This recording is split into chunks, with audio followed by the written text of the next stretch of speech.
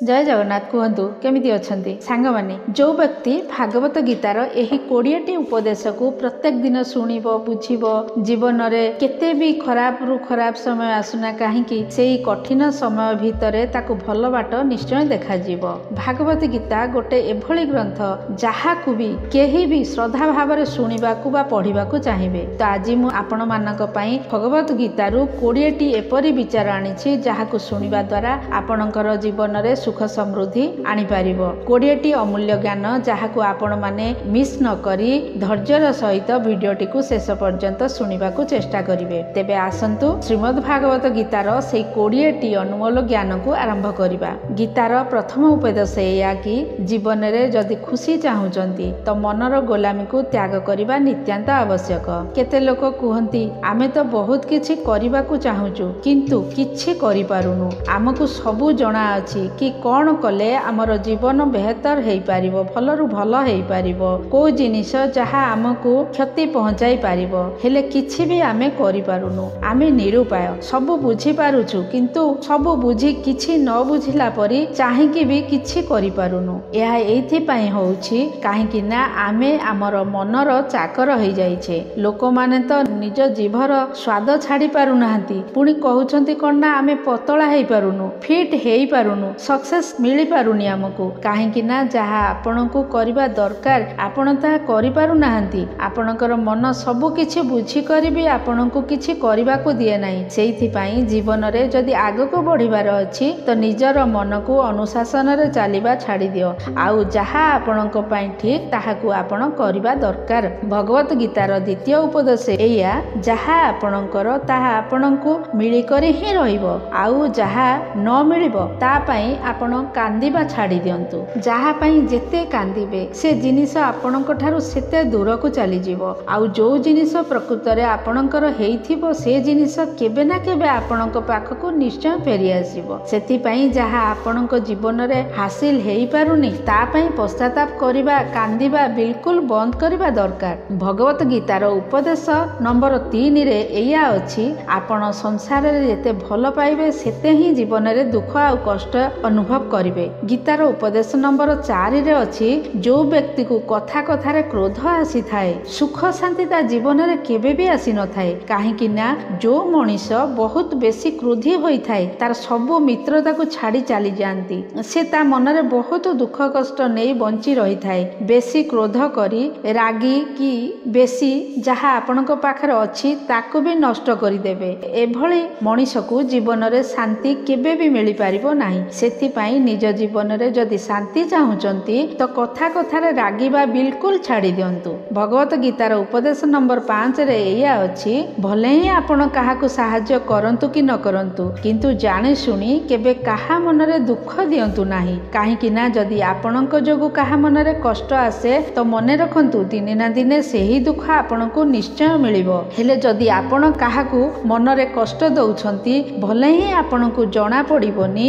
किंतु से बेले आपणकू मन रे किए कष्ट देई थाए जेते बेले आपण बुझी पारिबे कि मन रे चोट लागिले जे केते कष्ट हेई थाए। सेइथि पई आपण काहाकू सहाय्य करंतु कि न करंतु किंतु काहा मन रे केबे भी दुख दियंतु नाही। भगवत गीतार उपदेश नंबर 6 रे एया अछि कि जिए आपणक सुविधा असुविधा रे दुख समय रे आपणक पाखरे ठिया होय आपणकू सहाय्य करे केवल सेही लोक ही आपणकर आपणार हेई थाए। बाकी जेते सब आपणापणर नाटक करिला वाला बहुत लोक अछंती बड़ बड़ कथा कहिला वाला बहुत लोक कहि थांती कि आमे आपनको बहुत भल पाऊ आपनको किछि भी दुख हो असुविधा हो आमको मने पकेइबे। लोक माने दुख दूर करिवार कथा कहि थांती लोक जिबा आसीबार कथा कहि थांती हाथ मिलाइबा तो भल भाबरे जानि न थांती आ मन मिलाइबा कथा बड़ बड़ करी कहि थांती। जेते बेले आपनको जीवन रे प्रकृत रे समस्या आसीबो ना सेते बेले बुझी पारिबे आपनको साथी रे किए ठिया हुए आउ किए पछघुंचा देई थाए काहेकि ना ठीक समय रे सबु लोक दूरेई जांती सेमानकू जणा थाए ए लोक आम पाखकू आसिला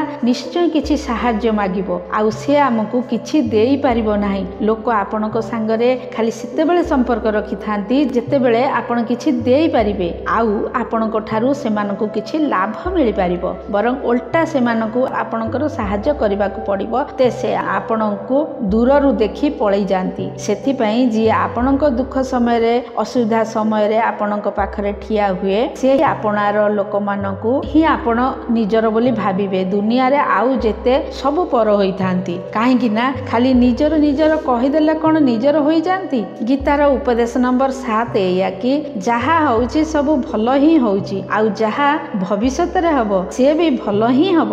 ଜୀବନରେ କିଛି ଜିନିଷ ଏପରି ହୋଇଥାଏ କି ଆମକୁ ଲାଗିଥାଏ କି ମୋ ସାଙ୍ଗରେ ଏପରି କାହିଁକି ହେଲା, ମୋରି ସାଙ୍ଗରେ ଏଇସବୁ ହବାର ଥିଲା। ଯେତେବେଳେ ସମୟ ଚାଲିଯାଏ ଆମକୁ ଲାଗେ ଆମେ ବୁଝିପାରୁ ଯେ ଯଦି ଆମ ସାଙ୍ଗରେ ଏଇସବୁ ହେଇନଥାନ୍ତା ତେବେ ଆଜି ଆମେ ଏତେ ସଫଳତାର ଶୀର୍ଷରେ ପହଞ୍ଚି ପାରିନଥାନ୍ତୁ।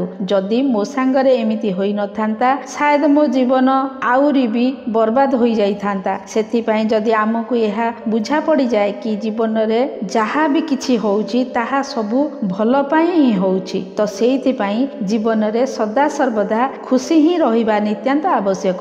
ଗୀତାର ଉପଦେଶ ନମ୍ବର 8ରେ ଏଇଆ ଅଛି ସବୁ କାମକୁ ବୁଝି ବିଚାରି କରିବା ହିଁ ଯୋଗ ହେଇଥାଏ। ଯୋଗ ହିଁ କର୍ମ କୌଶଳ। କିଛି ଲୋକ କାମ ତ କରିଥାନ୍ତି କିନ୍ତୁ ସେ କିଛି ହାସିଲ କରିପାରିନଥାନ୍ତି। ବହୁତ ଲୋକ କହିଥାନ୍ତି ଆମେ ବହୁତ ପରିଶ୍ରମ କରୁଛୁ ହେଲେ କେବେ ବି ଜୀବନରେ ସଫଳତା ପାଇପାରୁନୁ। କିନ୍ତୁ ସତ୍ୟ କହିବାକୁ ଗଲେ ବହୁତ କିଛି କରି ବହୁତ କିଛି ପରିଶ୍ରମ କରିଲା ପରେ ଯଦି ଆପଣଙ୍କୁ ସଫଳତା ମିଳିଲା ନାହିଁ ହେଲେ ଠିକ ଉପାୟରେ ଉପଯୁକ୍ତ ଭାବନା ସାଙ୍ଗରେ କାମ କରିଲେ ଆପଣଙ୍କୁ ଜୀବନରେ ସଫଳତା ନିଶ୍ଚୟ ମିଳିପାରିବ। ଗୀତାର ଉପଦେଶ ନମ୍ବର 9ରେ ଏଇଆ ଅଛି କି କେବେ ବି କୋଉ ଜିନିଷ ଉପରେ ଅତି ହେବା ଉଚିତ ନୁହେଁ। କୌଣସି ଜିନିଷ ହଦରୁ ବେଶୀ କରିବା କଥା ନୁହେଁ। କାହାକୁ ଭଲ ପାଇବା ତ ହଦରୁ ବେଶୀ ଭଲ ପାଇବା କଥା ନୁହେଁ। କାହାକୁ ଘୃଣା କରିବା ତ ହଦରୁ ବେଶୀ ଘୃଣା କରିବା କଥା ନୁହେଁ। ଅଧିକରୁ ବେଶୀ ମିଠା ବି ଖରାପ ହୋଇଥାଏ। ଅଧିକରୁ ବେଶୀ ପିତା ମଧ୍ୟ ଖରାପ ହୋଇଥାଏ। ଅଧିକରୁ ବେଶୀ ଆରାମ ମଧ୍ୟ ଆପଣଙ୍କୁ ରୋଗିଣା କରିଦେଇଥାଏ। ଅଧିକରୁ ବେଶୀ ଖାଇଲେ ମଧ୍ୟ ଆପଣଙ୍କୁ ବିମାର କରିଦେଇଥାଏ। ଅଧିକରୁ ବେଶୀ ଭୋକ ରହିବା ମଧ୍ୟ ଆପଣଙ୍କ ଶରୀରକୁ କ୍ଷତି ପହଞ୍ଚାଇଥାଏ। ଆଉ ହଦରୁ ବେଶୀ ନିଦ୍ରା ବା ଅନିଦ୍ରା ମଧ୍ୟ ଶରୀର ପକ୍ଷ କ୍ଷତିକାରକ ହୋଇଥାଏ। ସେଥିପାଇଁ ଜୀବନକୁ ସନ୍ତୁଳନ ରଖନ୍ତୁ। ଯେମିତିକି ଆପଣ ସନ୍ତୁଳନକୁ ଭୁଲିଯିବେ ସେମିତି ଆପଣଙ୍କ ଜୀବନରେ କିଛି ନା କିଛି ଛୋଟ କିମ୍ବା ବଡ଼ ଦୁର୍ଘଟଣା ପହଞ୍ଚିଯିବ। ଗୀତାର ଉପଦେଶ ନମ୍ବର 10ରେ ଏଇଆ ଅଛି ଯେମିତି ଆପଣ କାହାକୁ ସବୁଠାରୁ ବେଶୀ ମହତ୍ଵ ଦେବେ ସେ ଆପଣଙ୍କୁ କେବେ ବି ମହତ୍ଵ ଦେବନି। ଆପଣ କେବେ ଗୌର କରିଛନ୍ତି କି ଆପଣଙ୍କର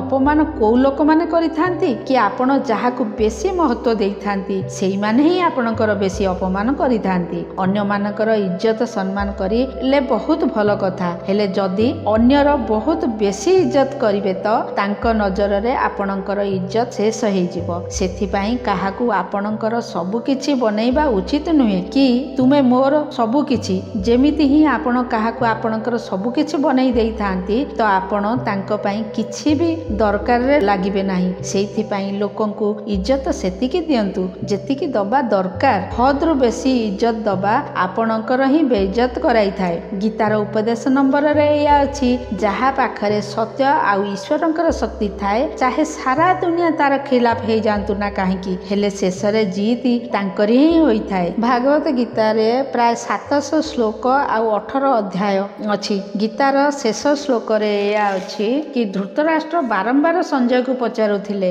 ମତେ କୁହ ସଞ୍ଜୟ ଯୁଦ୍ଧରେ କିଏ ଜିତୁଛନ୍ତି କିଏ ହାରୁଛନ୍ତି କାହିଁକି ନା ତାଙ୍କର ବିଶ୍ୱାସ ଥିଲା କି ଭୀଷ୍ମ ପିତାମହ ମୋ ସାଙ୍ଗରେ ଅଛନ୍ତି, ଗୁରୁ ଦ୍ରୋଣାଚାର୍ଯ୍ୟ ମୋ ପକ୍ଷରେ ଅଛନ୍ତି, ଆହୁରି ବି ପୁଣି କର୍ଣ୍ଣ ମଧ୍ୟ ମୋ ପକ୍ଷରେ ଅଛନ୍ତି ତ ଭଲ ଆମକୁ କିଏ ହରେଇ ପାରିବ।